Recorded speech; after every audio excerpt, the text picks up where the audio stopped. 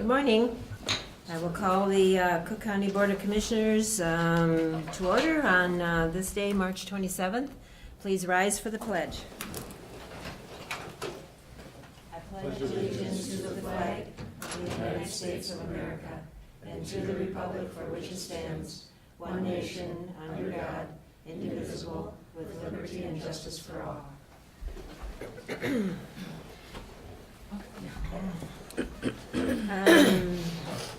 Morning, Molly. Do we need to make any adjustments to the agenda, other than one? Yeah, Madam Chair, we would like to pull item 4A and hold that over for a future meeting. Attorney Hicken was preparing for a case and didn't have time to prepare a presentation for this morning, so we'll hold that over for a future meeting. And then we would like to add the acceptance of a Lloyd K. Johnson grant for the community center towards the improvement of playground equipment. Okay. At this time, if we have public comment?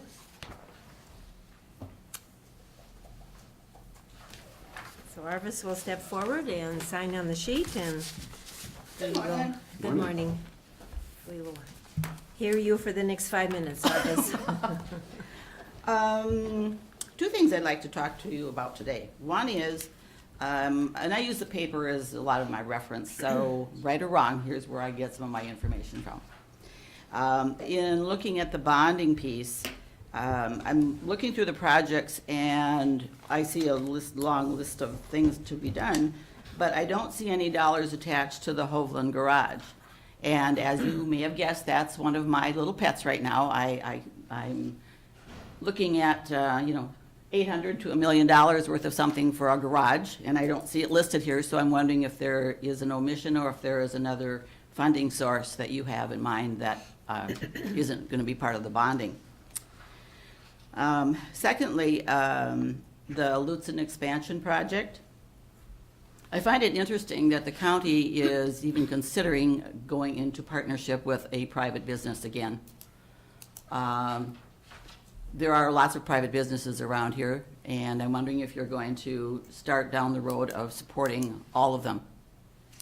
It's unbelievable to me that you would focus on something that is making a lot of money. These people, whether it lives or dies, their life is secured. They've got money tucked away. If they're smart businessmen, this is just a game for them. And it's a new piece, it's a challenge, it's something to see, can we make it work or not? Win or lose, their future is secured. If they haven't secured their future, then they're not good businessmen and we shouldn't be supporting them. The idea that you would be getting involved in anything that is private business and using county money, even just a resolution, which I understand is what they're looking for right now, a resolution implies that you support them, and down the road that can be used in a variety of ways to garner money from a whole bunch of sources and start us down a path again of another Y or another golf course. I would discourage you from doing anything more than wishing them well, and beyond that, will sink or swim on their own with no county support of any sort, unless you want to start supporting all the little businesses out there. That you are afraid that they might leave, shame on you. There should be no fear if a business sinks or swims. I mean, it's sad if somebody leaves, but to use that as even a thought about why you would want to support a private business, that's not where my tax money should be going.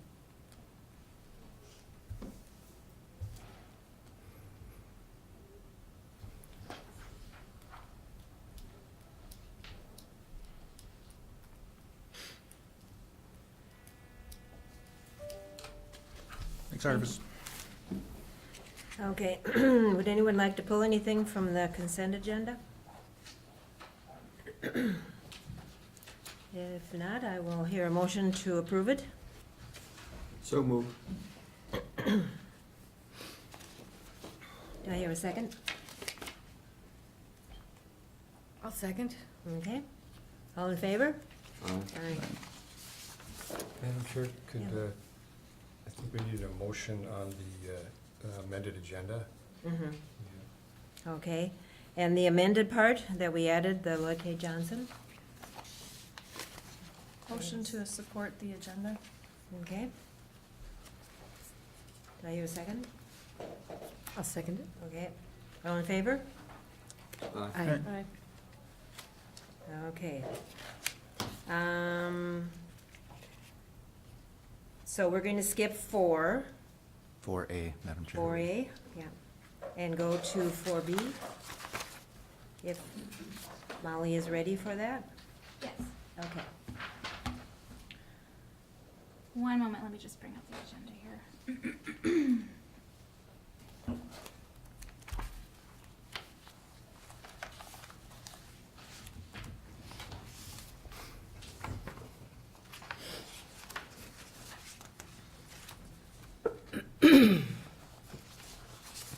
Okay, thanks for your patience. What we're requesting of the board today is to authorize a subordination of Cook County's reversionary rights in the hospital property to allow for a new refinance of their property, to allow them to refinance their property. So this is a bit complicated and historical, but the property on which the hospital building lies was originally county property and was transferred to the hospital district in a quitclaim deed. There was essentially a condition attached to that transfer, which said that the right of reversion remains with the county should that property ever not be used for a hospital anymore. That right of reversion that the county retains is essentially an encumbrance on the property so that any financial institution that's gonna lend using the property as security doesn't want that encumbrance there or wants to be able to overcome it should the bad thing happen and the loan not be repaid. So in order for them to refinance, and we've done this before, I should say, for a loan that they paid off in the last couple of years. But we are being asked to subordinate our right of reversion to the financial institution, so, which in this case is the USDA. So there is, slight risk for the county here, but it's pretty insignificant, given that there's a hospital built on that property. It's unlikely, first, that loan wouldn't be repaid, and second, that property would ever go back to not being used as a hospital. And in that case, the worst that could happen is the county loses that corner piece of land. But it is your decision, and it's your authority whether to authorize execution of that subordination or not. Happy to take questions. Okay, thank you, Molly. So we will start with questions or comments. Commissioner Severson? Thank you, Madam Chair.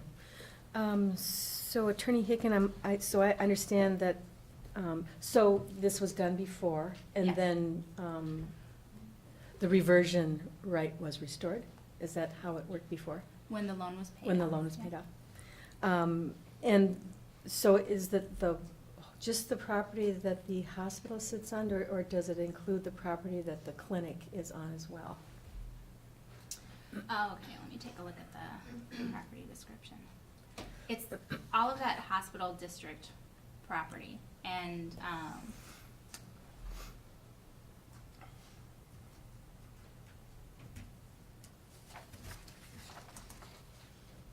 I guess I can't answer that specific boundary question, without looking at a map, and I'm happy to do that and get back to you later in today's meeting.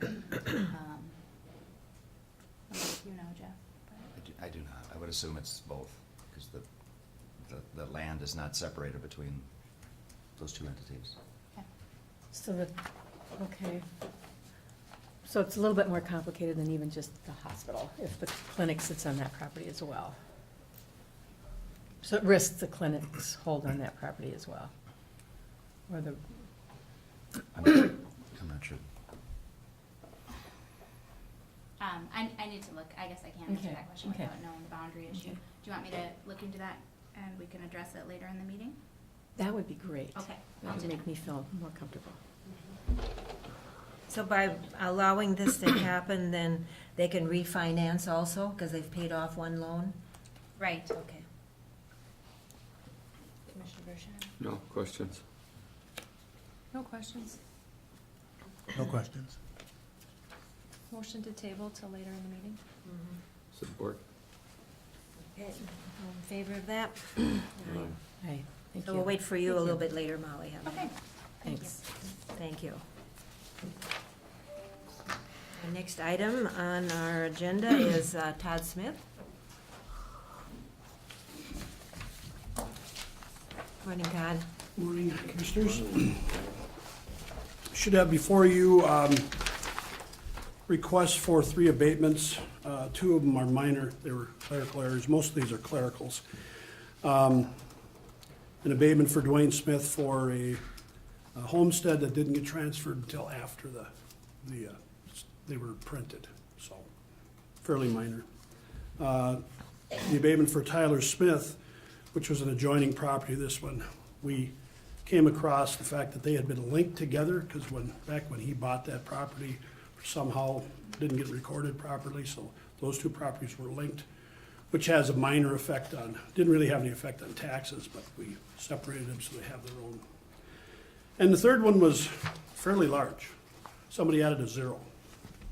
So instead of being 267,000, it was 1,500,000 and some thousand. That was, he was actually valued for, so we had to. He should have sold. Yeah. So we actually, he came in and let us know that when he got his statement or his TNT notice, he noticed it was wrong, so we corrected it. Any questions?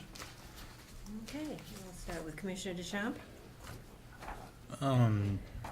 This is that property out east of town with Dwayne in them. Yeah, Dwayne and Tyler and Zach I Smith. knew that was a mess The- anyways.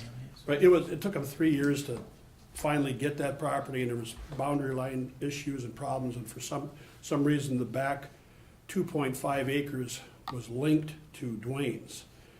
And we came across that, and I don't know if that was a recordation problem or what it was, but we split them, they're unlinked now, so and they've always gotten their own tax statements, things like that, it was but we had to abate it to unlink it and separate the 2, so. Commissioner Dukert? I just want to thank your department for doing this and taking care of issues in the office and then bringing them forward to us. I myself have had questions in your office, and it has been fairly painless, so thank you. Thank you. Good work. That's always good to correct errors. Generally, the public lets us know when there's a mistake. Sure. It's good to respond. Yep. Thank you. Mr. Severson? Thank you, Madam Chair. I have no questions and also want to thank you, and I'm ready to make a motion to approve these 3 abatements. Second. Any more discussion? All in favor? All right. Aye. Right. Okay. Thank you. Thank you, Todd. Alrighty, we have, the next item is Rena.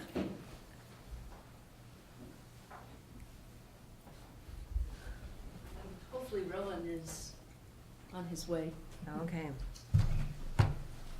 Radio Communication Project Update. Okay. Morning, Madam Chair, Good morning. Commissioners. Morning. There he comes. Here he comes.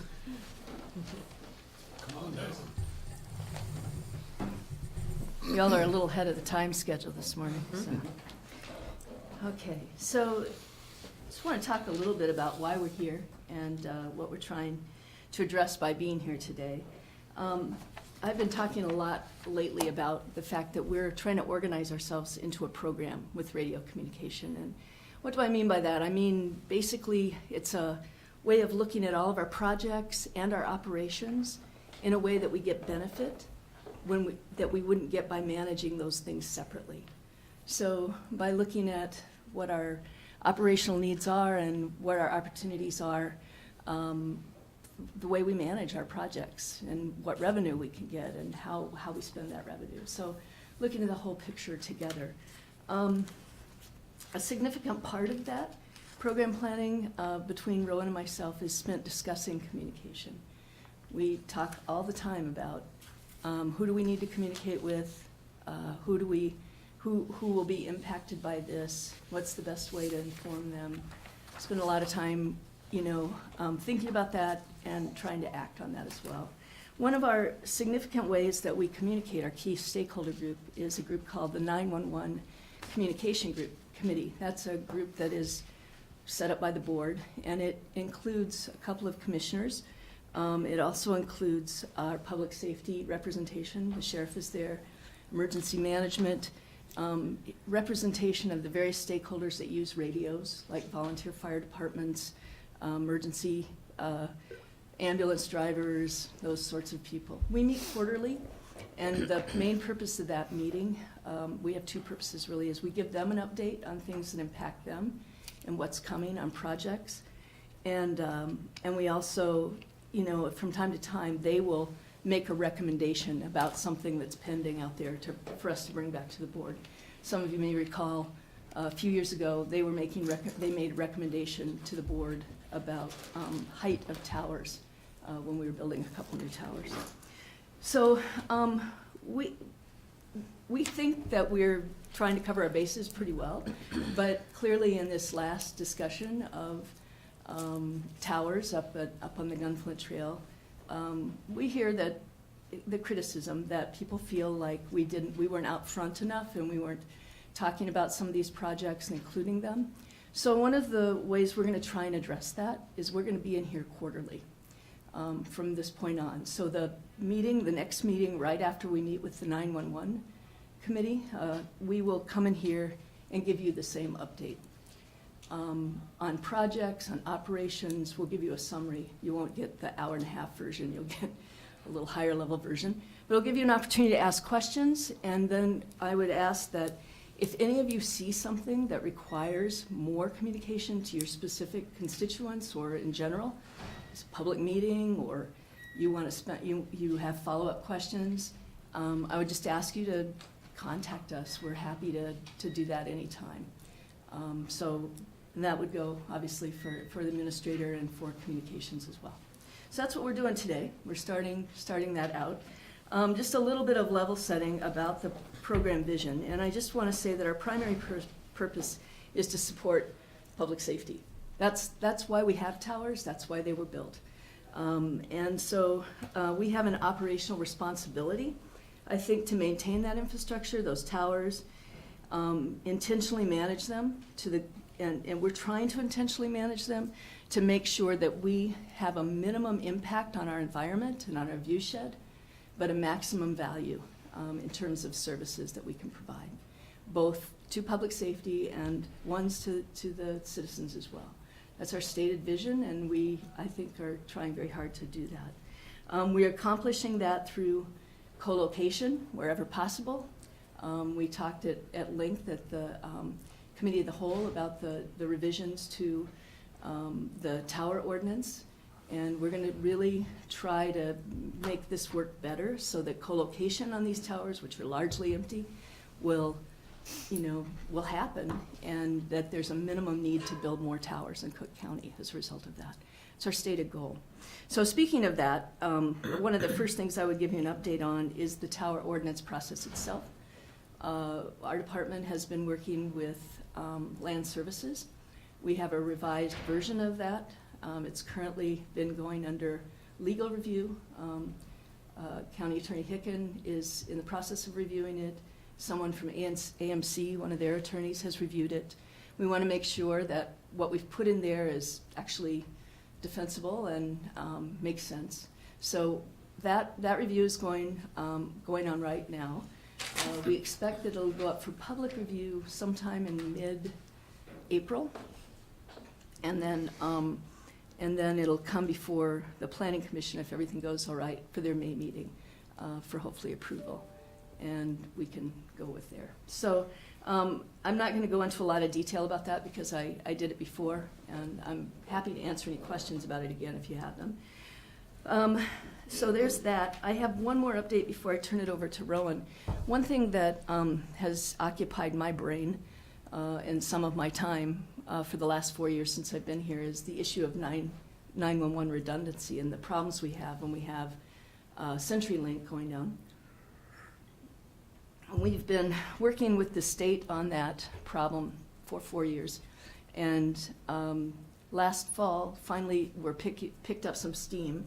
They got NESC, who provides our broadband up here on one side of the road, and CenturyLink on the other side of the road, to finally start negotiating a contract of how they would share this resource and provide redundancy by failover. I got an email last night saying that all of the work has been done. All of the connections have been put in place, and they're going to be testing it tomorrow, and doing some fine tuning later in the week. So we're hoping that by the end of the week or early next week, we'll be able to do a formal announcement that this problem has been resolved. So that's a big deal. As you all know, when 911 goes down, it creates a lot of issues, and I'm quite convinced that this solution will eventually save somebody's life because of being able to call for 911. So with that, I'm going to turn it over to Rowan, who's got a number of other updates for you. Thanks, Rena. Madam Chair, Commissioners, good morning. Morning. Apologize for being late. My update's going to cover just 4 different areas of the radio communication program. We're going to talk about cell service, both current projects and future projects, the final remaining MnDOT-related armor projects, BDAs along Highway 61, and then a high level of our operational projects. For cell service, the current projects that we have going on are T-Mobile at the Grand Portage Info site, the Hovland site, and the Lutzen site. We also have Verizon at Hovland and Grand Portage Info. And the status of those projects, T-Mobile went live at Hovland in mid-December, so that one's basically done, but I'm going to give you the update on that one. Grand Portage Info for T-Mobile is being built out right now. They're adding their equipment to that site, so hopefully that'll go live soon. At Lutzen, we expect them to build out their equipment once the ski season has concluded up there. As for Verizon, they have what we hope will be the final version of our contracts, and we're waiting to get those back from them and also hear more detailed information about their timeline. I think at this point it's probably still optimistic to think that they will build out and complete by 2018, but it's definitely a possibility. As for potential future projects, we've had inquiries from AT&T and or FirstNet about several of our towers or towers located on our property. So those are Gunflint, Mid-Trail, Sawbill, Hovland, Grand Portage Info, and Old Ski Hill North. So all of these inquiries are for co-location or equipment upgrades on either existing county-owned towers or existing towers that are on county-owned property. So a lot of new service and no new towers being built as far as cell service. And that's something that we're encouraging and hopefully successfully driving, is this co-location as these services come to be built out. The 2 final remaining armor-related MnDOT projects to be completed in Cook County are the proposed towers at Lima Mountain and the Seagull Lake or Hall 3 site. The Lima Mountain site is part of the state's initial build-out, and it's a state-funded project that will result in a state-owned tower located on Forest Service land. So aside from benefiting from what it's going to do for the county, we haven't had a huge role in it. But it will be a 180-foot tower, and it will not be lit, and it will not be painted. The site, why it's important for us, it'll greatly improve the armor system's redundancy and resiliency within Cook County. It's really comparable to the 911 redundancy that Rena just spoke about for the armor system. The Seagull Lake or Hall 3 site is a state, county, and Gunflint Trail Volunteer Fire Department partnership to provide needed coverage for the end of the trail area while minimizing the impact visual impact. It will involve replacing an existing 75-foot crank-up tower with a fixed 80-foot tower that's capable of supporting armor equipment. Same location. A public information session will be held on April 10th, I believe at the Mid-Trail Fire Hall. And at this point, we do have a propagation study from the state showing what the coverage will be for an 80-foot tower at that location. But a viewshed analysis and other visual impact information, as well as formal pricing for the required backhaul, still need to be collected and put together. That required backhaul and the pricing for that is what allows this tower to be shorter, 100 feet shorter than any other previously proposed option for filling the coverage in that area.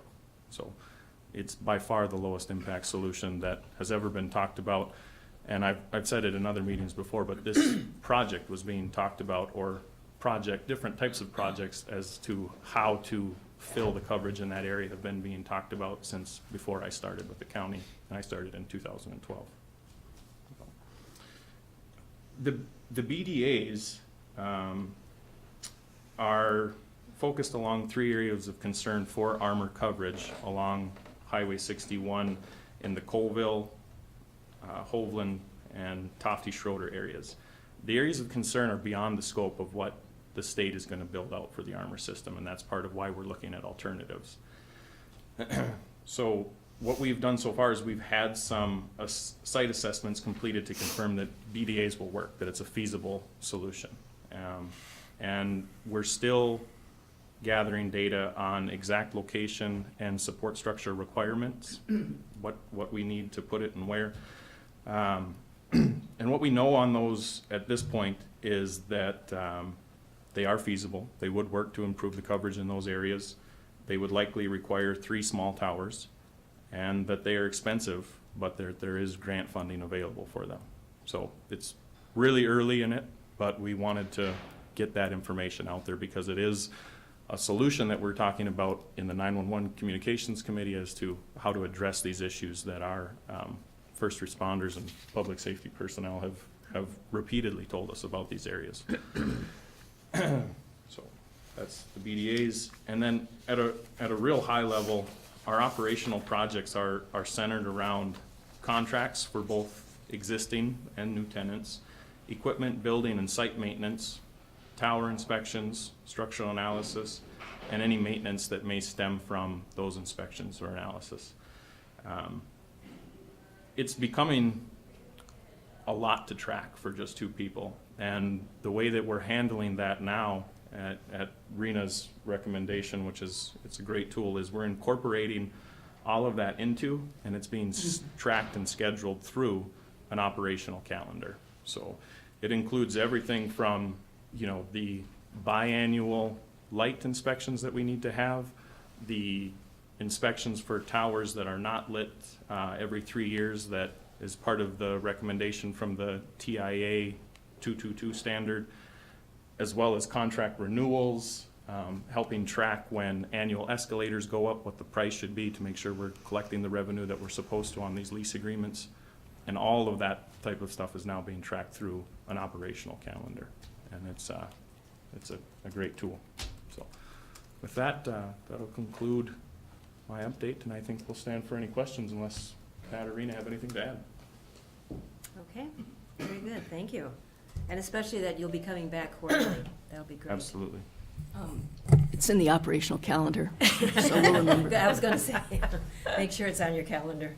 How does that work? Is it a computer-generated operational calendar? It's actually an Excel spreadsheet that's, that is divided up by months, and it just is a big old dump. And then we can sort it different ways, radio things, tower things, contract things. Okay, good. So we'll open it up for questions or comments. Commissioner Severson? Thank you, Madam Chair. And it's been a pleasure to serve on the 911 committee and to learn about the complexities of the towers and needs for the towers, and especially in this past meeting to have a little bit of a conversation about the future and technology for the future. Because when I'm out there, what I hear is not so much fear of what is happening right now with the tower at Siegel, but what does that lead to? What doors does that open for future towers, et cetera? So I think we're baby boom. I'm a baby boomer, and we've seen a lot of development in my lifetime, and both good and bad. And I think a lot of us just have fear about what does that mean for this.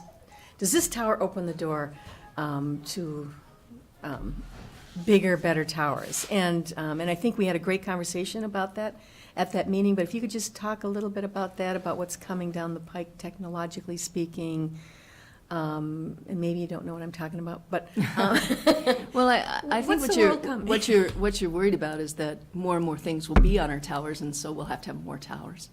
At this point, we have public safety, and we know that we have cell service coming. And the reason that we have cell service coming, there's a lot of reasons for that. FirstNet's a driver, but also that's the one thing, other than public safety, we really can't say no to. And I think the changes in the tower ordinance, for all the other things, country western radio stations, Internet of Things, whatever, self-driving cars, at this point, those things aren't required of us.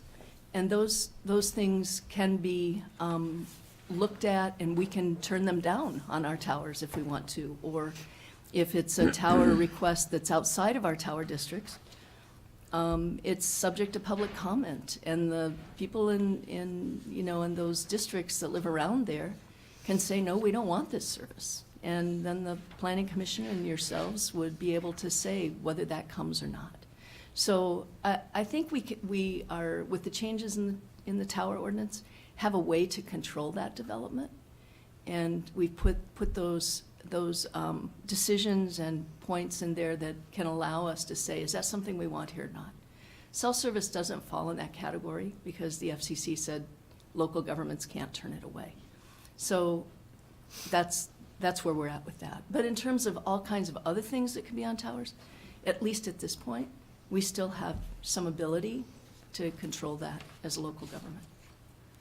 So another piece of that conversation, thank you for that response, was technologically changing all the time. And will these towers be redundant shortly? And I think you could just answer that. I'll let Rowan answer Yeah, that. yeah. I guess I don't understand the question completely. Redundant and? Yeah, how not do- redundancy like you talk redundant. Is there in the near future something better that won't require such tall towers? I guess that would be, and I think that was something you answered in that committee meeting quite well. Sure. What we know about the next generation of cell service, where typically LTE and 4G is what we're looking at now. What we're being told for 5G is that it's network densification is a requirement for it. And so what they're talking about is putting lots of equipment on smaller towers inside of cities and in urban areas where that really works well for that. There has been no discussion, or that I'm aware of how that really works for rural areas, and how they describe these, and the terms that they use are macro sites and small cell or micro sites. Small cell and micro sites with this network densification is going to happen in urban areas where there's already existing light poles and buildings to hang this equipment on. Macro sites, large towers that we already have in place to cover highways and big corridors, are going to hold traditional cell service, and that's, at least in the future, that's what we anticipate to see in the mid to short-term future. So basically what you're saying is the towers that are the current towers that are being proposed are the latest technology. You do not see anything for this region that will trump those, so to speak, or make them obsolete in any near future, just as broadband came, and there was nothing greater than broadband coming down the pike to make all of our efforts. In other words, it has a long shelf life, I guess is what I was getting at. There's a long enough shelf life to Absolutely, yeah. warrant this kind of work. And I would say that broadband coming actually is enabling us to have the shorter tower at Siegel. because it's fiber solution. Before that, that wasn't even a possibility. We had to get a line of sight, which made the towers 180, 200 feet tall, so. Right. Thank And you. a lot of those things, like Rena mentioned, are gonna be driven by what the community wants, and our public safety community is included with that. You know, if we don't have a need for some of these additional technologies, then our coverage footprint and where we need those things is going to change, or won't. It will stay the same. And I'm always cautious, I guess, when somebody asks me to predict the future of something like that. That's what I was doing. I'd probably be making a lot more money if I was really good at that, working somewhere else. But from what we've been told and what we hear from the experts, you know, we don't see a huge shift happening anytime soon. And we have a lot of space on the towers that we do have that makes them prime real estate for the co-location process that we're trying to drive right now. Thank you. Some of the comments that I've been receiving is, well, why can't the tower look like one of the evergreen trees? Why can't it be like, you know, hidden with that kind of a style? But I don't know if that's possible. Well, actually, it is possible. The two towers that are being built right now, however, are being built by MnDOT. And MnDOT is not gonna spend the extra money to do that. They're just, you know, because they're paying for all of this. They're already doing an exception for us by using this fiber kind of a tower. And so they're working with us, and they have worked with us quite a bit. But, you know, they can't go outside of their standard that much and justify it to everybody else in the state. However, I would say this, and we've talked about this. In the event that we need to build another tower because the tower is filled, we'll get the bid two ways. We'll get the bid for a regular tower, freestanding tower, and for a tree camouflage tower. We'll look at what resource constraints are there, what the future operational costs of managing a tower with all of that extra stuff on it. The life of that tower, we'll look at the full financial benefit as well as, you know, hopefully view shed things. We'll do that. We will bring it here. And someone else gets to make that decision based on all the information. But we will do that. That's part of our future of any, and including these small BDA towers, they'll probably be comparable to what we're gonna be putting up at Siegel. That's what we anticipate, smaller, less than 100-foot towers. We'll do the same thing with those. We'll bring them in as camouflage tree towers and look at what the financial impact of that is and operational impact. So yes, I get lots of emails with those pictures too, and they, you know, they can look pretty good from a distance. The one thing I would add to that too is that beyond just the cost, there's both operational costs to it. You need to replace those branches, and it also has an impact on your ability to co-locate. So that'll be part of the discussion too, because when you put a lot of things hanging off of a tower, whether it's tenants or branches, that increases the wind and ice loading and reduces the capability of the tower. So, you know, that'll enter into the conversation. Would you rather have 3 or 4 really tall pine trees or one regular tower that'll facilitate co-location of different services? So. Great, thank you. Commissioner Bertheim. Oh, thanks for your work. It's interesting, and things will change, but when, that's the big issue. Always. The feasibility of it, you know. Commissioner Dukert? For the public, BDAs, bidirectional amplifiers. Thank you. Yes. Sorry. Great, so much. And then we just had training in Grand Portage for emergency services, and I had an opportunity to talk with some people with the armor, and one of the comments made was that Cook County is the only county of 87 in the entire state that had public meetings with MnDOT, and that MnDOT spent an exorbitant amount of time working with us and talking, and so I am so grateful that they are still willing to have more public meetings and talk to more people. I mean, we are incredibly lucky, so thank all of you. It started with Sheriff Falk and it continues with Sheriff Eliason, that you have this relationship with them, that they're willing to do this with us and for us. So that's amazing. And then I was at our fire relief meeting, and our president was talking, and they describe to us what service is. Getting up in the middle of the night and heading into a storm to help someone in need. Sacrificing a piece of yourself to help someone who you never met. Running toward the fire when everyone else is running away. Helping someone in need who is someone's mother, father, sister, brother, aunt, uncle, cousin, or friend. Giving everyone your highest level of care. Saving other lives while risking your own. Meeting people at their worst and doing your best. Enacting a chain of survival while perpetuating a chain of love. And that's what I think about when I think about radio communications.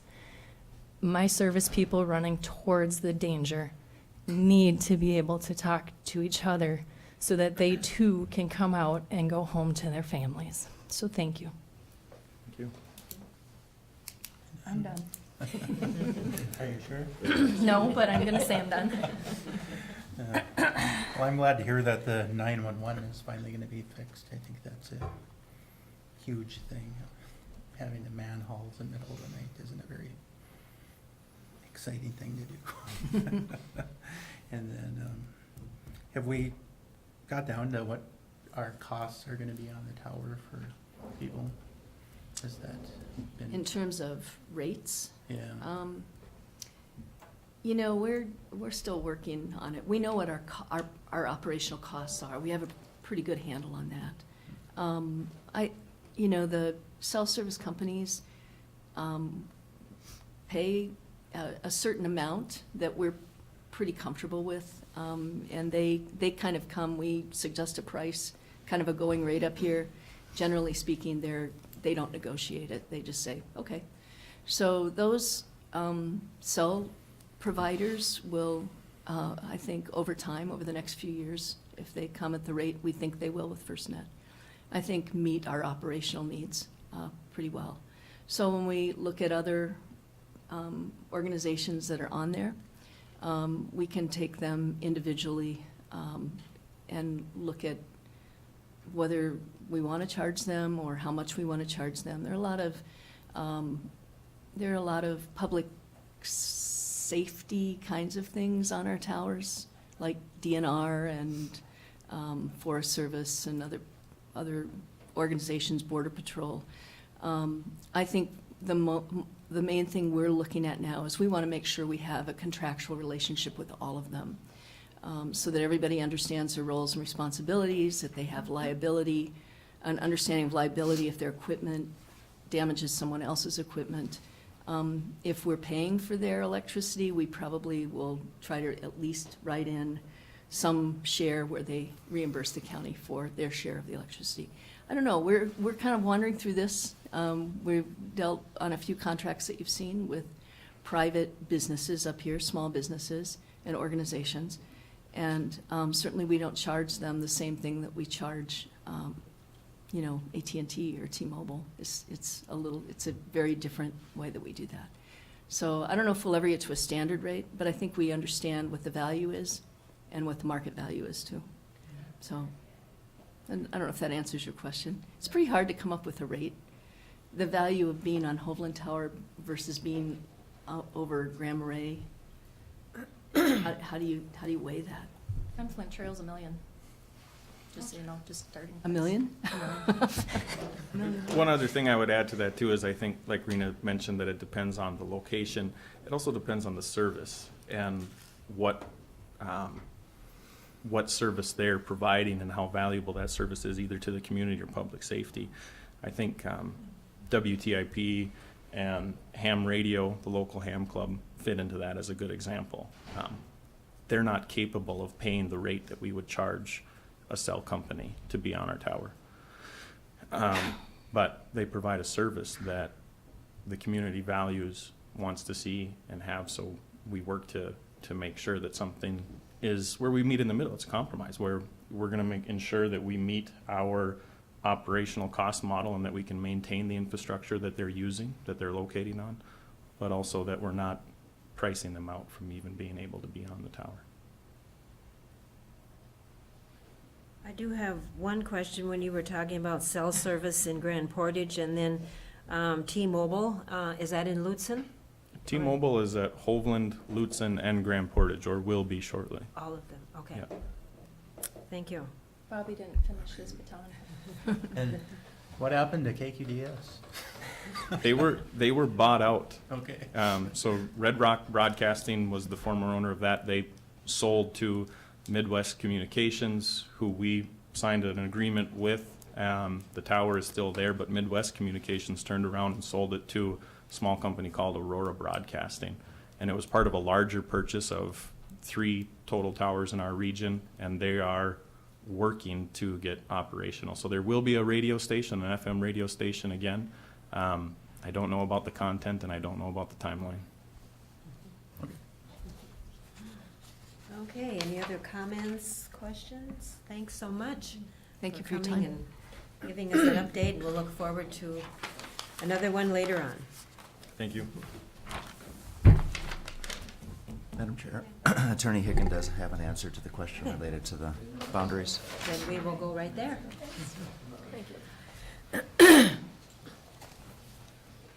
Madam Chair, thank you for the opportunity to look that question, to make sure that we were addressing all the important facts. So going back to the hospital district property versus the clinic property and where our right of reversion lies, I did have an opportunity to look at our mapping, so helpful on the website. But, so the clinic property is a separate parcel. It's, the hospital district property is a big rectangular, for the most part, chunk on the corner of 5th Street and County Road 7.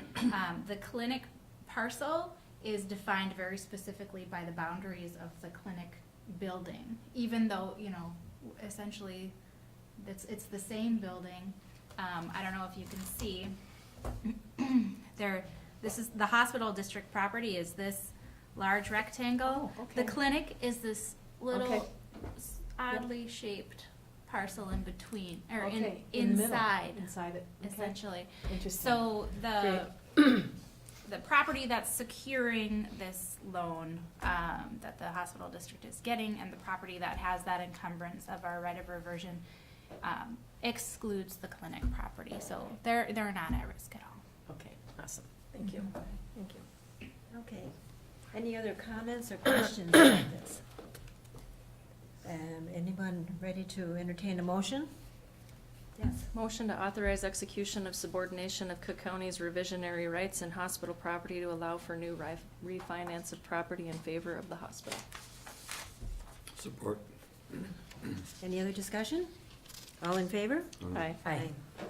Okay, we'll fill in some time here while we wait for Tim, which will be a while. Should we go and talk a little bit about what we need to talk about toward the end? Concerns? Reports? Meetings to note? Meeting updates? Could we get Bill and Judy to come in? We have like a half an hour.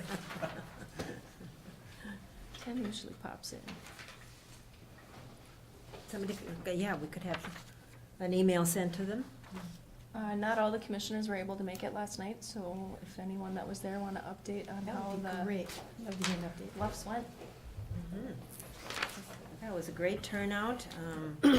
Andy Hubley was the coordinator of all of that. He gave us a chance to all break into groups and discuss all the pros, what we liked, and we all took notes that people who were on the committee were with each of the groups and guided that discussion. And I think the group that I was in, we had some things to add to it that we liked and other things that we were concerned about, but I thought it was a great informational meeting to begin our discussion with the Sawtooth Bluff. Well, I happen to serve on that committee, and it was very worthwhile. It was a good turnout, and I think we had a lot of good suggestions. Quite frankly, a couple of things came up that we hadn't discussed. Yeah. It's like a sliding hill. I thought, oh, Mhm. that's sort of neat. Or, you know, some other suggestions as well. it was evident again that many times when we attempt to do things, we get criticized for process. And that's a hard one, because it seems no matter what you do, some people aren't attuned to it for whatever reason.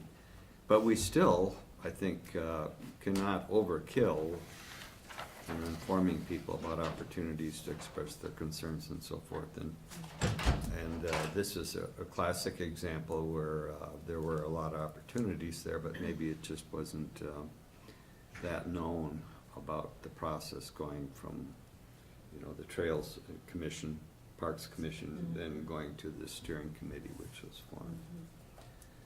Overall, I think as a committee member, it was very worthwhile, and I took a lot of notes, and we'll meet again in about 2 weeks, I think April 9th, and talk about those inputs and how we're going to proceed. So I'm the alternate to Ginny on the Parks Commission, so she's the primary, and then Myron is on the Sawtooth Bluff Committee. So they were in the groups, we broke into groups, and then I sat on the outside, so I got to hear the discussions from each end of the group. And it was interesting in Myron's group because there was the comment of, you've already decided, and so it's too late for my input.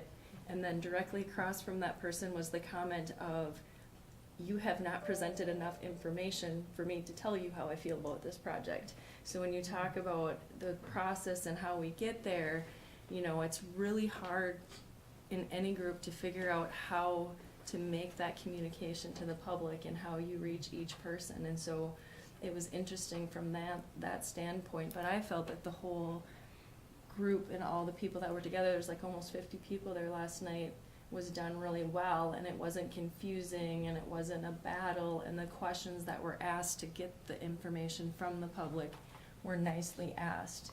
To start with the positives of what about this do you like? What else would you like to see? And so, yeah, you got more homework now by asking those questions. And then the other comment was it's called a master plan. And could it be called something else? Well, it has to be called a master plan. You can't really change the name of it, but, and that's all how we hear things and perceive things and feel things. And so that was an interesting comment. But I liked how it went. I think it went really well. And again, doesn't mean anything's going to happen. Just means that we're looking at the big picture, which I think is positive. So, great group of people. Very much Just on a that. question, was it taped? Was it? The recorder was on, but Okay. there was lots of discussion on, the Oh, sure. recorder was in Yeah, the middle, it'd be so pretty hard to. we were talking about, we can't imagine what came up on the recorder. Got Plus, it. there was kids present, so you're gonna hear lots of kids.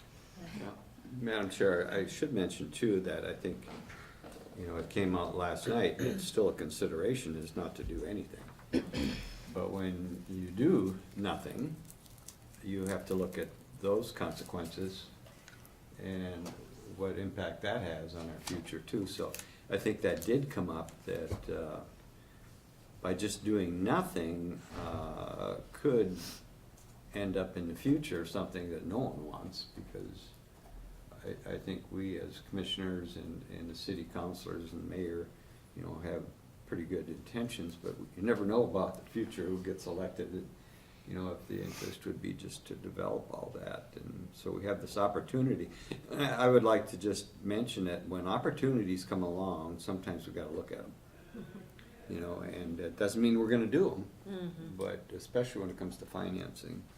And so with this legacy funding, there's the opportunity there. But then the downside of that, or the uptake is, because it's worthwhile, is how do we maintain it?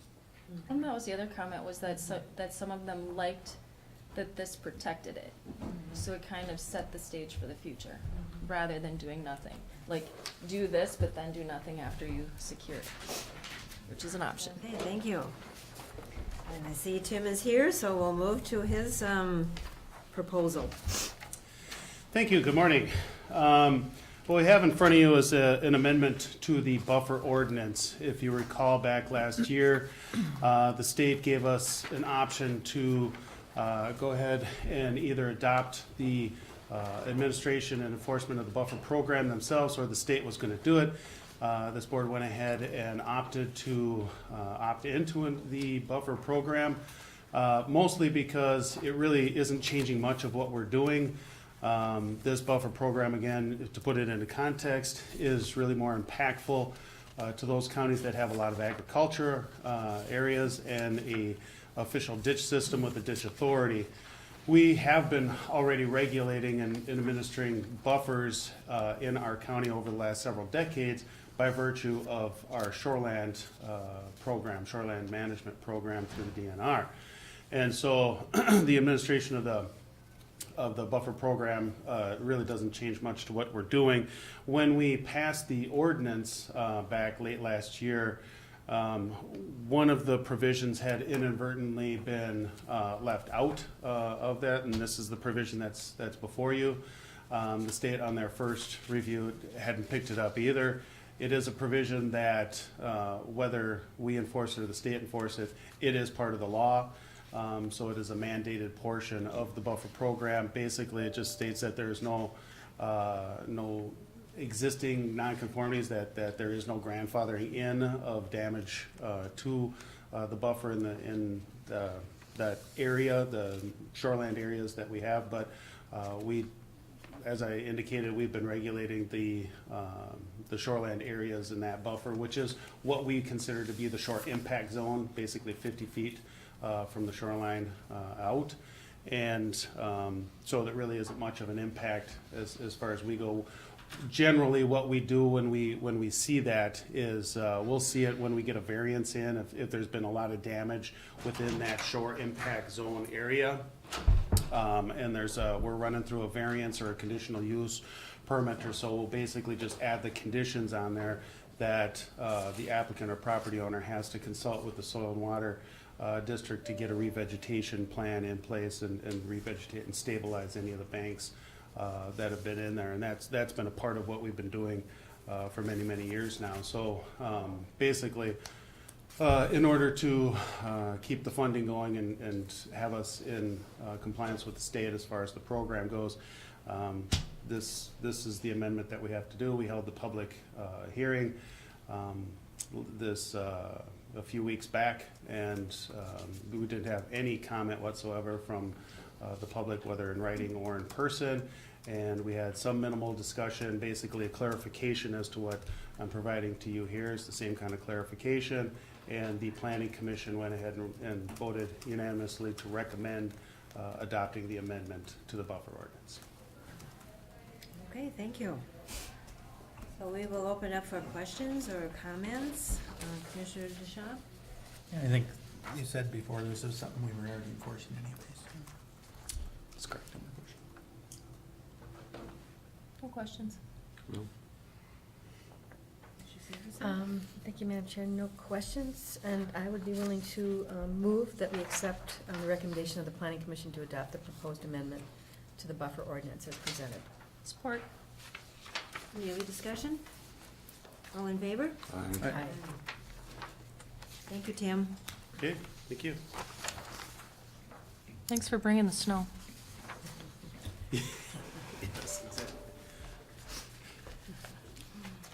And Bill Lane is here, so we will have Bill come up and.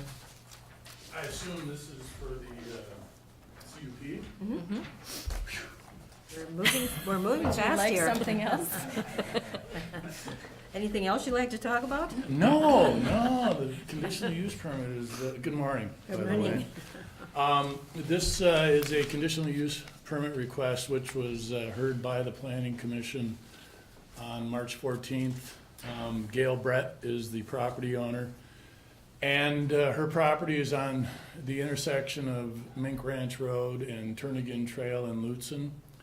And ironically, in 2006, her property, as well as others in that general Lutsen residential landscape, was rezoned to a Lutsen Residential Incentive District, LR2. One of the changes that occurred with that zoning change, which by the way was approved by the Board of Commissioners, was that vacation rental homes, which were formerly a permitted use, were switched over to being a conditional use. So That was the requirement placed before Ms. Brett in order to get, she's looking at selling her property. And so one of the things that she felt would be lucrative for a potential sale would be to have that vacation rental availability attached to the property. So, you know, it's kind of an awkward position to have her get a permit when formally no permit was required. But she was very patient with us and the planning commission. Discussions were minimal at the hearing. Basically, it was a questioning whether or not we need to reevaluate the zoning and the process of zoning in the Lutzen Town Center plan. And just as a side note, there are 3 other properties that we have rezoned in that Lutzen residential area. So those are issues that I actually contacted the Lutzen Town Board to bring that up as a potential discussion point, whether they would look at a more far-reaching review of the zoning. But that's a secondary topic to Ms. Brett's request. And the Planning Commission voted unanimously to approve and made the recommendation with the hope that the Board of Commissioners would follow their actions. Okay, thank you. We will have discussion, questions.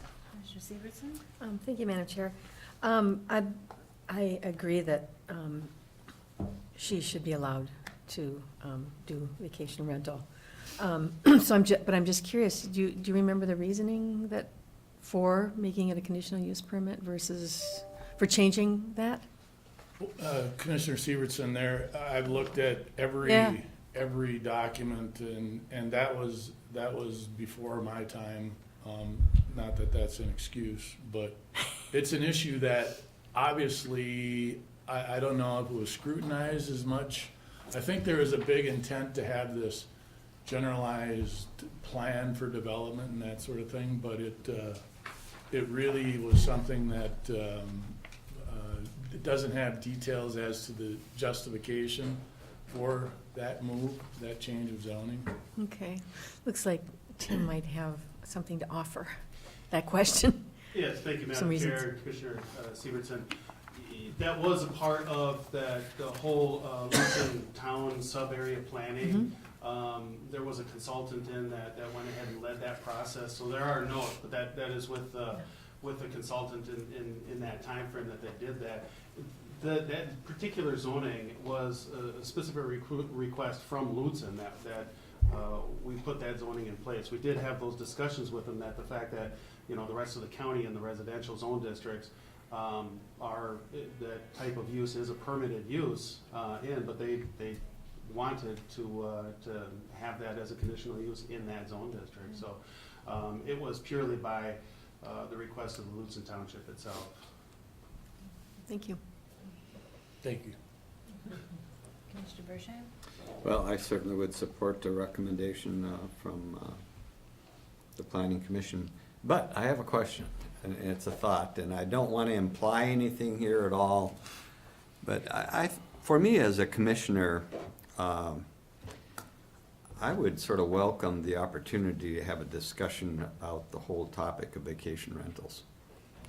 And I know I was reading early this morning online that the city of Duluth up there is to 115. Do we have any idea how many vacation, and I don't want to belabor this here, but I guess at some point it would be nice to. 200, and we have a vacation rental committee. Okay, We just met last month, good. January. So we have 200 vacation rentals? Roughly, Okay, might be 206 now. in the county. Yes. And do we have a breakdown of where they are? That would be, there are a number of the rentals that are on the books, that are licensed through the Right. Minnesota Department of Health, and that Mhm. our auditor's office is aware Sure. of. But there are also some that, you know, may be operating via some website, Airbnb or the other types of websites, that we haven't found and brought into the fold yet. And it's an ongoing process, that some will pop up and we don't know. Since we offer it as a permitted use, they don't register with our office, the planning Okay. office at all. And so, there's a number of them that we don't get necessarily. But through the vacation rental committee, there is the discussion to work with some of the management companies that we have here to work with us to develop that master list and to keep it updated so that we can maintain connection with them to inform them of their requirements for the lodging tax and licensing requirements through the Department of Health and such. So that is an ongoing. So when was this committee formed? Is my memory failing me, or 2 years ago. 2 years before my day? Okay. Yes. And it's a subcommittee of the Planning Commission? No, it is a standalone committee. It's a standalone county committee. Huh. Yeah, What's Commissioner its Dukirk official kept pushing title? it and demanding Good, it. thank you. It's called the Vacation Rental Committee. Okay. I didn't see that on our list.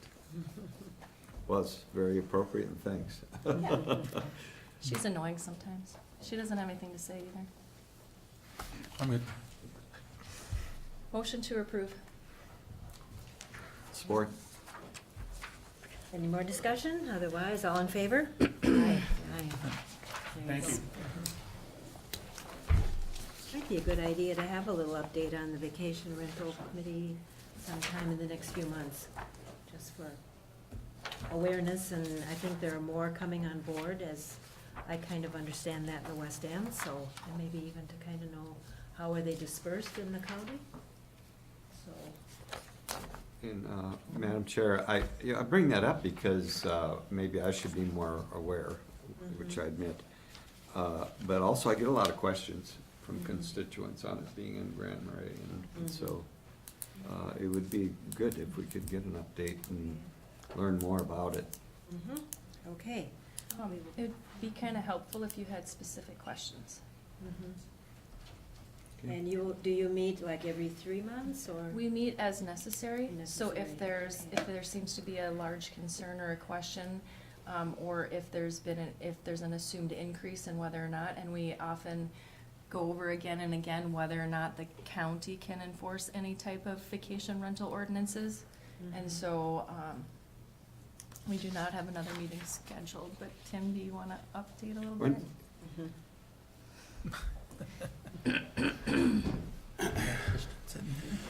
Thank you, Madam Chair, Commissioners. Yeah, we have had this process going, and we have had kind of the continuing discussion in terms of how best to regulate it as a county. And what I can do is prepare, basically a presentation and a report coming from that committee. But we have met a few times, and the conclusion always has kind of come full circle into, at this point, we want to retain them as a permitted use and not kick them up into so Lake County will do them all by virtue of conditional use or interim use. Logistically, we just don't have the kind of resources to be able to process all of those. We would have to increase our resources to process those and to add, enforcement capability and everything. So at this point, we've always determined just to keep them as permitted and direct them towards the Minnesota Department of Health for their licensure. And we also do cooperate with the Minnesota Department of Health for the environmental health stuff, such as the septics and such like that. When was the last time the committee met? Yeah, it was in January Okay. of this year. So it's sort of like a review and what's happening kind of thing as a discussion format? That's correct, Commissioner Bershon. We basically, I had called that meeting after that report came out that indicated Lutsen and Grand Marais were in the top 5 of the Airbnb usage for vacation rentals. And basically use that meeting to kind of rehash everything, all of our positions and such, but also to clarify that Airbnb is just one format under which vacation rentals are advertised. There are other types of advertising and venues that they do use. And so though they came up to those numbers, that was strictly just through the Airbnb website usage. I read that. Okay, thank you. And when you put that report together, maybe you could mention who's on the committee? Yes. Okay, great. Thank you. All right. And now we have Kristen, our highway engineer. Good morning, Madam Chair, Commissioners, and colleagues. If I may give a few quick updates on the Highway Department. Reminder of tonight's County Road 45 open house, 5 p.m. here. We also have set the bid opening date for the Lutzen Bridge project. That will be Wednesday, April 11th. So you can look for requested action on this summer's Lutzen Bridge closure as part of the April 24th board meeting. Figured I would mention those as long as I was here. Also, today, Jeff, Judy, and I are here to thank Joe for his 4 years of service to Cook County and ask for board consideration to fill his vacancy in the Maintenance Worker 2 classification. If there are any questions, we would be glad to take those, or any other questions on the Highway Department while I'm here. Okay. In general, any questions or comments? I would just like to thank Jeff and Kristen for taking a nice little road trip with me on Saturday and reviewing many areas of my district. It was very helpful. Okay. Anything else? Comments? Motion to accept resignation and approve posting of replacement of Maintenance Worker 2. Support? Any further comments or questions? All in favor? Aye. Aye. Thank you, Kristen. Okay, back to we can talk a little bit more, and then our next agenda item is at 10:15. So, Judy's here. oh, Judy, yes, Judy, you're on right now. One more action item for a posting. This is in the Public Health and Human Services. This is 11A. So this would be for the posting of a fiscal officer. The current fiscal officer was offered a position as fiscal supervisor. That was one of the consent items.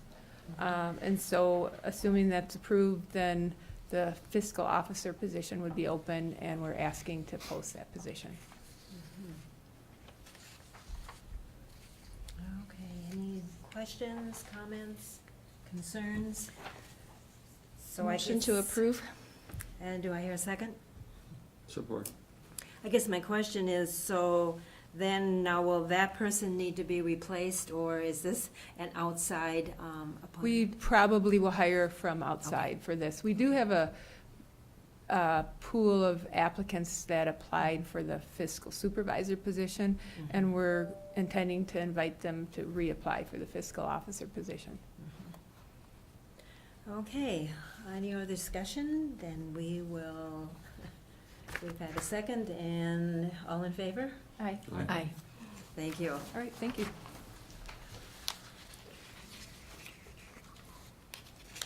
All righty, moving on.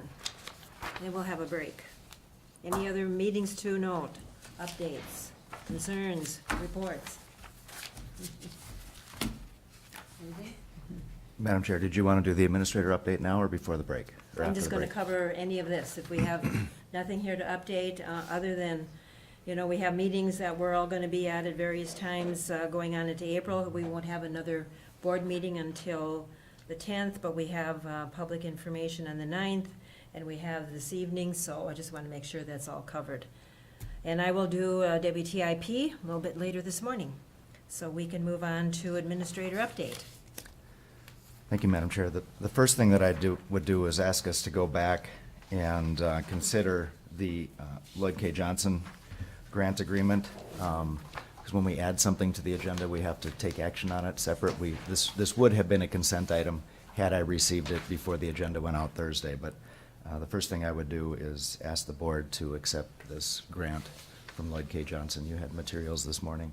It's a $35,000 grant towards the cost of the replacement of the playground equipment. Diane has worked so hard on getting grants and monies and so forth. This is a nice complement to what we're doing at the community center. Any questions or comments about it? Madam Chair, I just would like to say thank you to the Lloyd K. Johnson Foundation. Mhm. This is very helpful. Mm-hmm. Thank you. For sure. Motion to approve? Okay. Do I hear a second? I'll second. Any further discussion? All in favor? Aye. Aye. And then, Madam Chair, I just had a couple of items. One item that you will see is the Personnel Committee, and internally, the Administration Department has been working on a handbook update. And we've got about the final edits being reviewed now. We've worked with Freiberger and Associates to review to make sure that we're current and consistent and with applicable laws. And after that point, there will be a 30-day review period internally. Our employee groups have an opportunity to comment on proposed changes. You'll have an opportunity to see that before we eventually bring that to the board for adoption, probably sometime in May. The bonding project, the CIP bonding project, and the question that was brought forward today during public comment, we will be providing the scope of all of the projects that we're looking at to be included as part of the resolution to authorize and sell the bonds. So we'll be doing that. The fact that the public comment related to the Hovland garage being $840,000, understand that the garage, the shell itself, is significantly less, but we have a lot of infrastructure needs that go along with this project. We are meeting with the Meyer Group on Friday to clarify the scope of that project. I'll be bringing those notes to the Highway Advisory Committee next week, so they have an opportunity to comment on that. And you will see a lot more information and a lot more detail about that before we get to the point of issuing those. Just, on that, the shop building not included in the newspaper, that was my sending a spreadsheet to them about a week ago, and something happened in the transmission of that spreadsheet, and the cell that just had the name next to the 845,000 disappeared when it got to him over at the newspaper. Magic. Magic. No, Cell it's, removal. it's actually, sometimes it happens, I'm sure I did it, but, and so they were publishing right away, and I called back to check on that, and it's like, it's already published, so, could fix it Error. last week, yes. Yeah, thank you. So that was just a technical error. It appeared on Brady's copy. It didn't appear on my copy. I said, I don't see this. We need to fill that cell back in. But just understand nothing's really changed on that, and you'll have additional detail on that before we make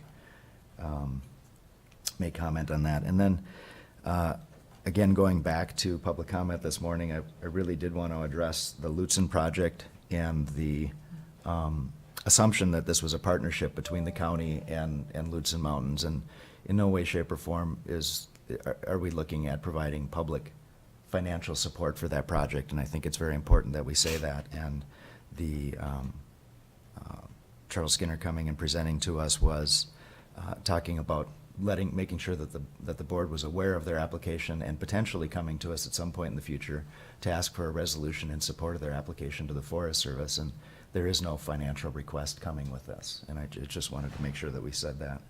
And the last thing I wanted to say related to the Sawtooth Bluffs project, the meeting that we held last night is, I think it was important to clarify to the group that was there last night.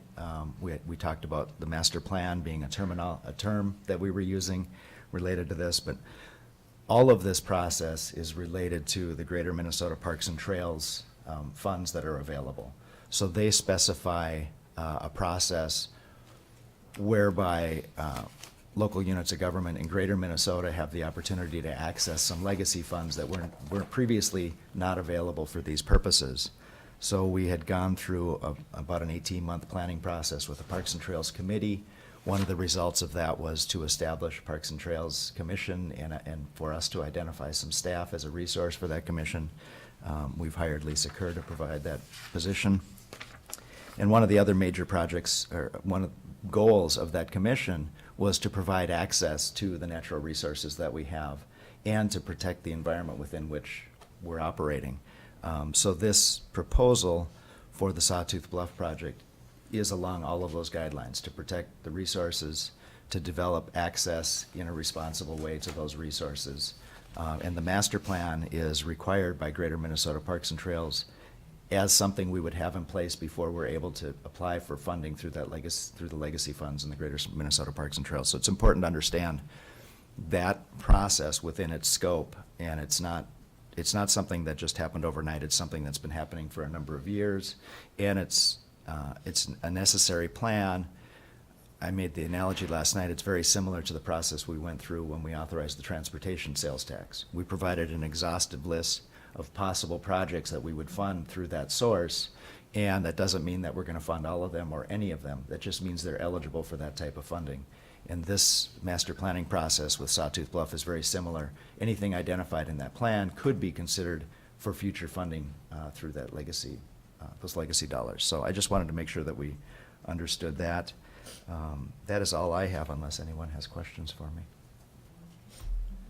For commissioners that are newer, the comment about whether or not the board should make a resolution supporting a business, we have, it has been done as a board of commissioners. The one that comes to mind most recently is a resolution to support Berglund Farm. And there's others, I'm not 100% sure, and I'll hear about this for saying it out loud, but I think we also did a letter of support for Chickawauk Museum so that they could get some funding. So we have done it in the past, and I compare it to the Planning Commission when we get to Board of Adjustments. It's a case by case. So I would hope that we all review everything, and I'm glad that we now have Committee of the Whole where we can get as much information as possible before we make those decisions. So thank you. Okay, any other comments, questions? We will adjourn until around 10:15.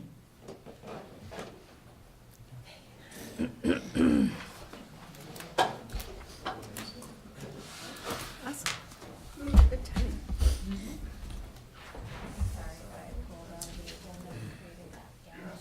That's okay. It just dawned on me. Is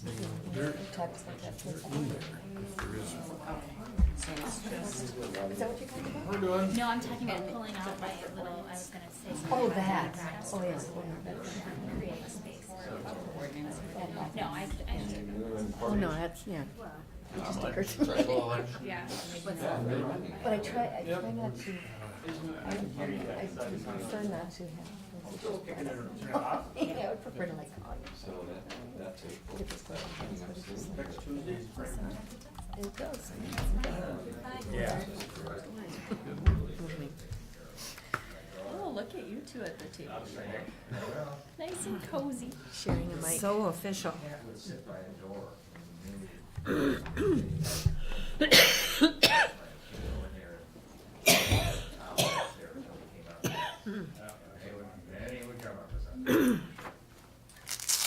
Everybody here? Okay. We will resume our meeting and moving on to our agenda item on transportation, MnDOT updates and all of that. Welcome. Thank you. Thank you. Good to be here again. Andy Hubley with the Arrowhead Regional Development Commission. Many of you I saw last night for an extended period of time. Thank you again for that opportunity. And I'd like to extend some thanks to Commissioner Storley for participating on the ARDC Board of Commissioners and regularly attending those meetings and helping us make decisions, and I appreciate that. Today we're here to talk about transportation, as we are every year in March. And we're going to talk about the Area Transportation Partnership Process, which provides federal funding to counties and cities in the 8-county MnDOT District 1 ATP. There's some news with the ATP itself. We were looking at how things are lined up as far as our membership goes and attendance-wise and things, and realized we could create some efficiencies. And we merged the ATP with the ARDC's Regional Transportation Advisory Council committee, and we, over a year process, we melded the two organizations, and bottom line is Cook County has one less meeting to attend per year, so you can be grateful for that. So I did hand out a membership list for the new organization. Commissioner Deschamps is a representative on the ATP and has been attending the meetings, so I appreciate that. And the county engineer is also attending those meetings on a regular basis. She's the only person listed on the list twice, so I guess she works twice as hard. So you can look at the list, and if you have any questions about that, but note that we are creating efficiencies by our new organization, and we're happy with that and how it's gone so far. The other handout I had was regarding the Transportation Alternatives Program. ARDC assists MnDOT with the selection of transportation alternatives projects each year. We're recommending projects 4 years in advance, so this year we looked at fiscal year 2022, believe it or not. And we're down to $900,000 in federal dollars to spend. At a peak, I think we had 1.5 million. So we're not able to fund as much as we used to. There were no projects applied for from Cook County this year. And you can see the list there of who did apply. And the City of Aiken has a community trail that was funded. The French River Wayside on the scenic route between Duluth and Two Harbors. Reconfiguring of that to ease parking issues and provide more interpretation, that was funded. And a Seafrost to School project on the Fond du Lac school site was also funded. So you can see the types of projects that are funded.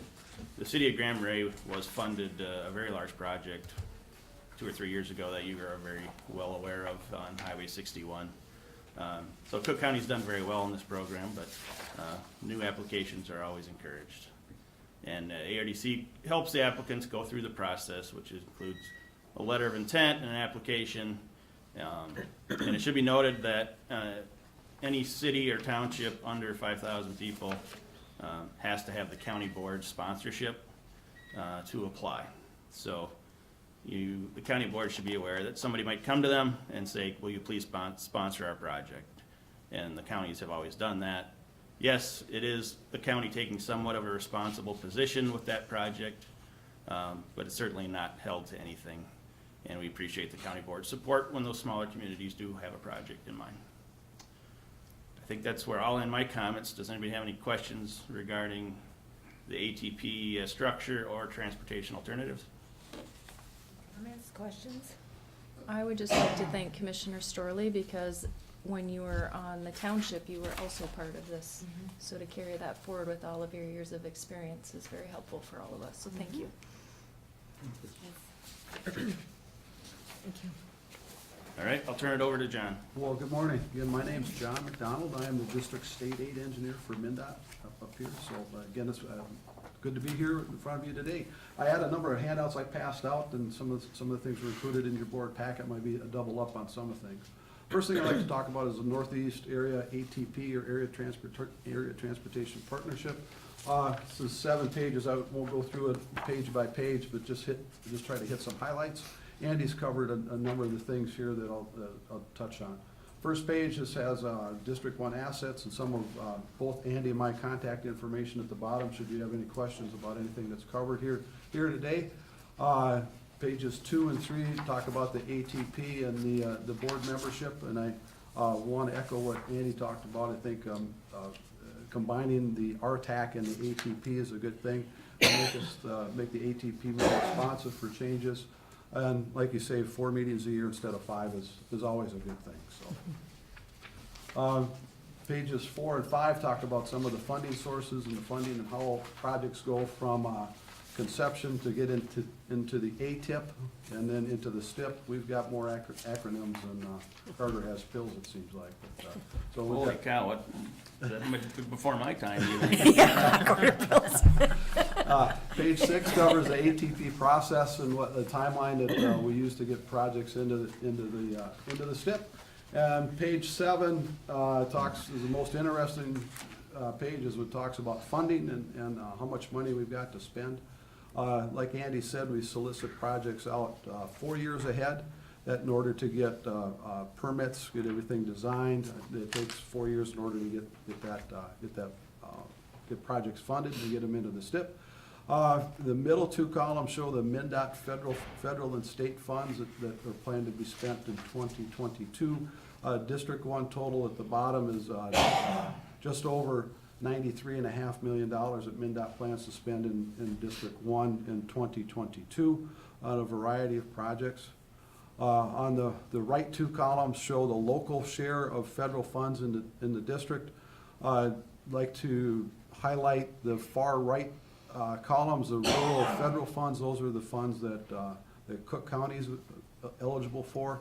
That is, if you look under the district management row, and with the local federal funds, there's an amount of $4,020,000. That's the category that Cook County would fit into. And the county's been active in that. It was using those, what we call STP funds, or surface transportation projects. Back in 2015, the county did a project up on CSAH 12, up on the Gunflint Trail. I forget exactly how far it was, but a few miles up there got improved. In 2019 and 2020, the county is going to do some more projects up on County 12 using federal money. So that's where your federal tax, when you pay your gas tax at the federal level, it kind of works its way down to the county in that form. So in 2019 and 2020, those be a couple federally funded projects there. The next one down is the Highway Safety Improvement Program. There's a $1.5 million there. Those projects are solicited at a statewide level. That is, they come out of St. Paul. The county's been active in that as well. Back in 2014 and 2015, they did a striping project throughout the county. They did an intersection signage project, put up a bunch of signs around the county. They did an intersection lighting project up on the Gunflint. That was put a light up using some federal funds. So that was done. So I want to say the county's been active in some of that. So just to highlight some of the projects that the county's using federal funds. Also passed out over break, just a little pamphlet here.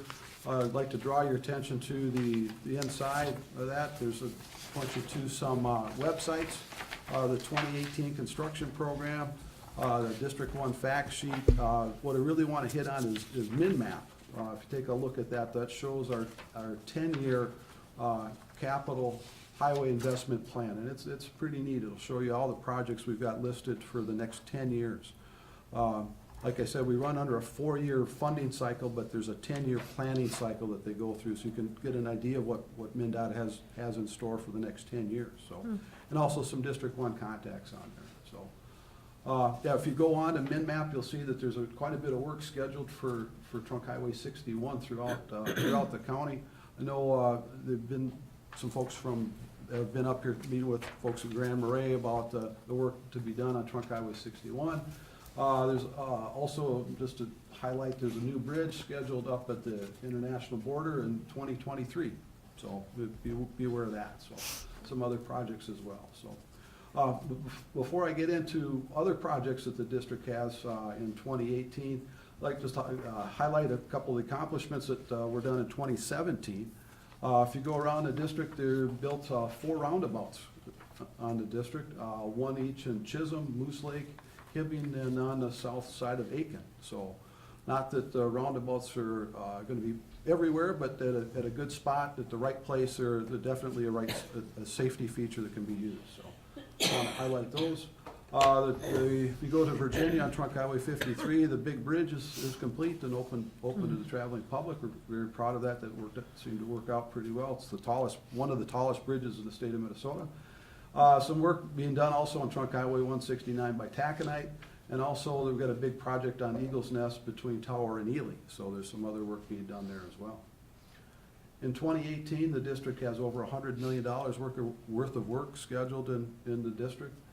Some of the bigger projects include, if you go to our office at MnDOT and Mesaba Avenue, there's a rather large concrete repair project there.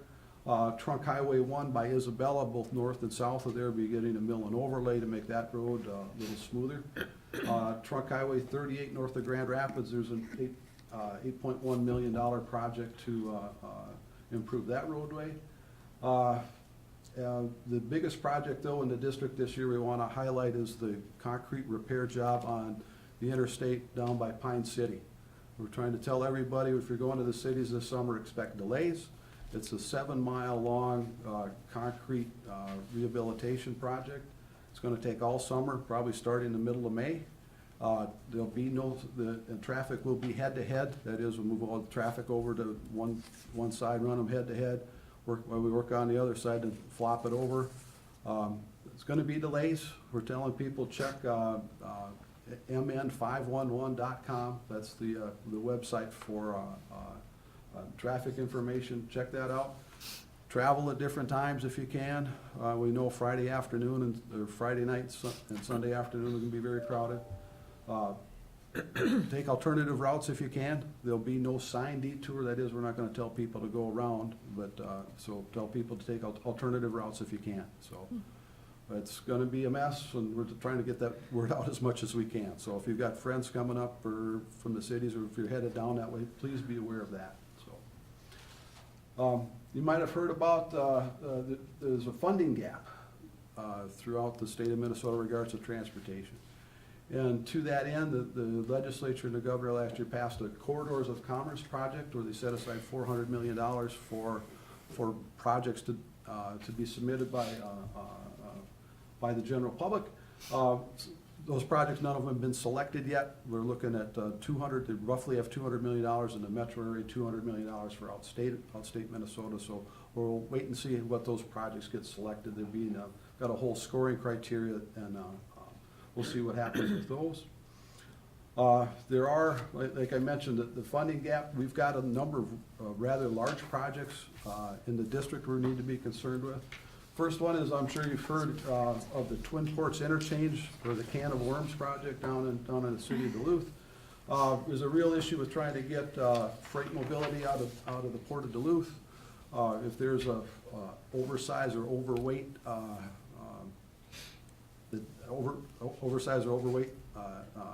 that needs to get out of the port, they have to take local city streets. And that's a real pain for the city of Duluth to have shut some streets down while a windmill turbine makes its way through. So we're trying to do something with that. We also want to enhance safety, we'll eliminate some blind merges and left exits. So that project is moving ahead. We'd like to finish the Cross Range Expressway. There's about 9 miles of Trunk Highway 169 between Hibbing and Grand Rapids that are 2-lane. It's 4 lanes on both ends and 2 lanes in the middle. So we want to work to get that 4 lanes all the way through.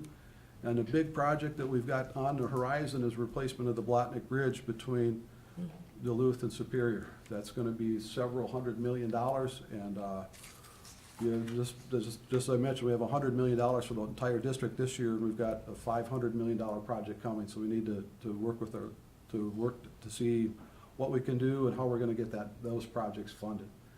So we've got those big projects in addition to our regular mill and overlays and try to keep our pavement conditions up, and well as our bridge condition on our other non-large projects like that. Similar to what Kristen is doing with the county here, we need to try to keep our pavement conditions up and our bridge conditions up as well. So there's a lot to do, but it doesn't seem like there's quite enough money to do everything that needs to be done, so we try to prioritize as best we can.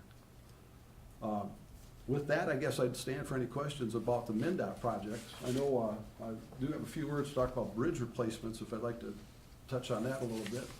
I did take a look at the bridge condition list on the state aid website, and the county has 18 bridges on the deficient list. It's a pretty big number for a smaller county. I guess I'd like to encourage the county to look into, it's kind of critical to look ahead and get plans completed for these projects. Replacing bridges is really a function of the roadway and bridge condition. There's money set aside for bridge replacements for town bridges. So you can use town bridge money for bridges on the county state aid system. You can use your county state aid money. You can use bridge bonding if the bridge is on a large enough road. You can use federal funds. When I was a county engineer, my goal was to use as much outside funds as we could to get these projects done. We didn't want to use local levy, we didn't want to use my local state aid to replace bridges, so I always looked at using either bridge bonding or federal funds wherever we could.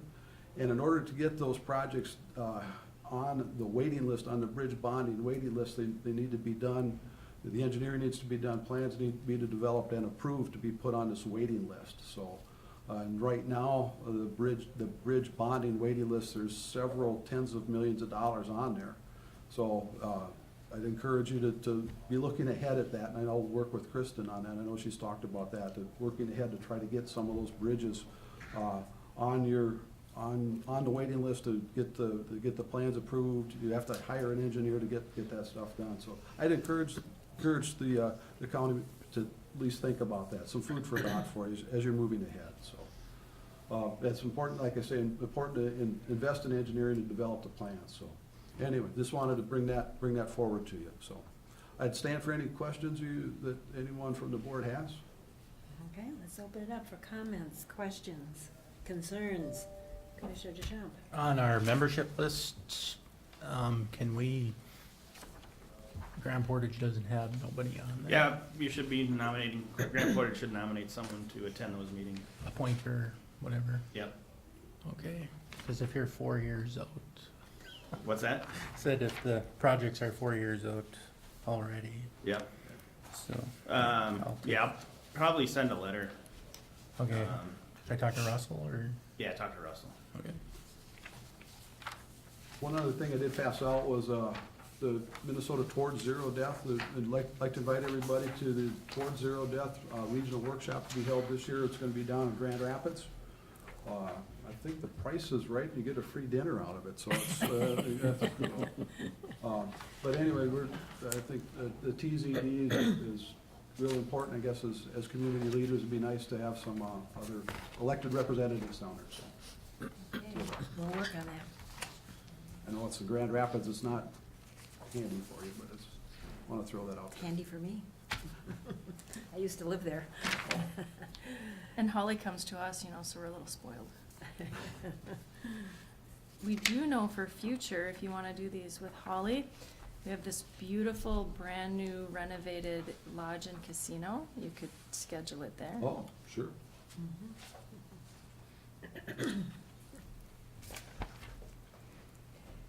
Commissioner Bersheim, comments, questions? We really appreciate what you're doing, and I know the money is tight, but it's very important to our county to have good roads, and it's something I think I would like to mention as commissioner that we really look at in the future too, especially with this bridge.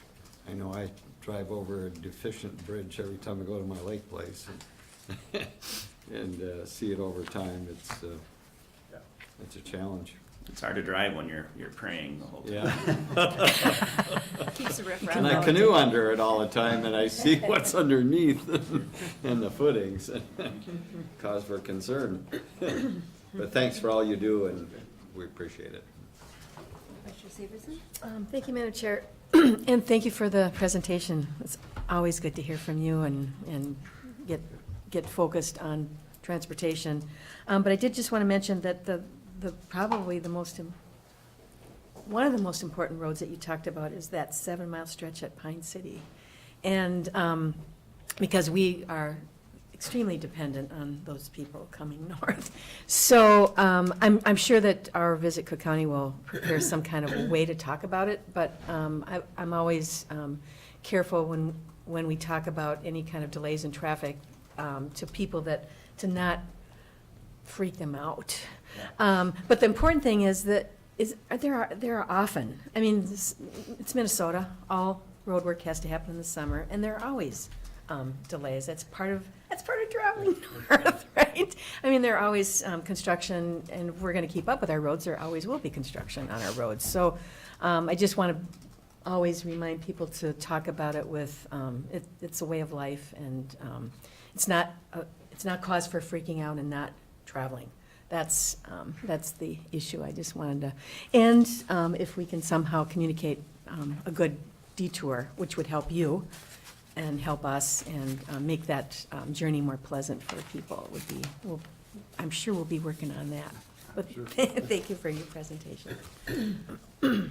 Pine City and then Two Harbors, so Yeah, as Two we go Harbors, yeah, down, that'd be also working we'll too. have That'd that be a too to Mill and consider. overlay and signal replacement in the city of Two Harbors, yeah. So we'll have Up to the first bridge as start, well. yeah. I have a question, can you describe mill overlay? Because I'm driving down 61 right locally and I see two patches. Is that a mill overlay?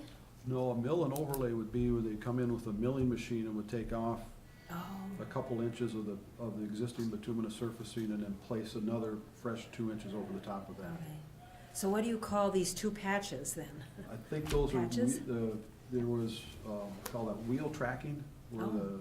where the constant passage of the wheels Mhm. kind of cup the bituminous surfacing, so they went in with this fine mix and placed over the, Mhm. over that patch, over that divot, if you will. The dip, okay. And then for folks to go on the website to look up delays and so forth was min511.org Yes, Oh, yeah, that's a good or com?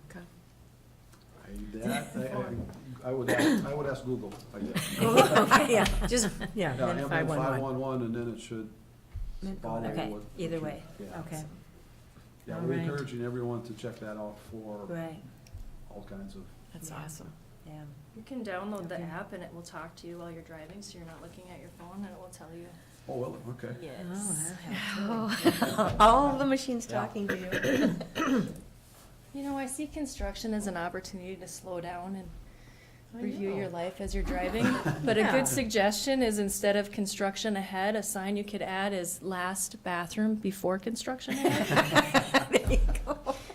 Because that becomes a problem when you really, Could be, yeah. Oh, yeah, Yeah. yeah. because I know your crew doesn't like the public stopping and using those porta potties in the middle.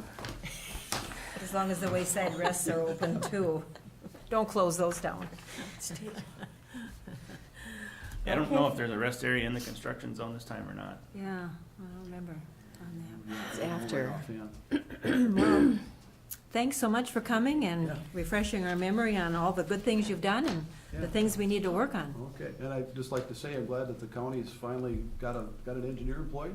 I think Yes. Kristen's done a Yes. very nice job, and she's done a nice job in Lake County, and I'm sure up here she'll do as well. So, Yes. looking forward to working with her on new projects that, going forward, so. Thank you. Okay, Thank you. thank you very Thank you. much. All right, anything else that we need to talk about before we adjourn? Then I'll need a motion to adjourn. So moved. I'll second it. All in favor? Aye. We are adjourned. Thank you, Okay. till April. The list, Angela?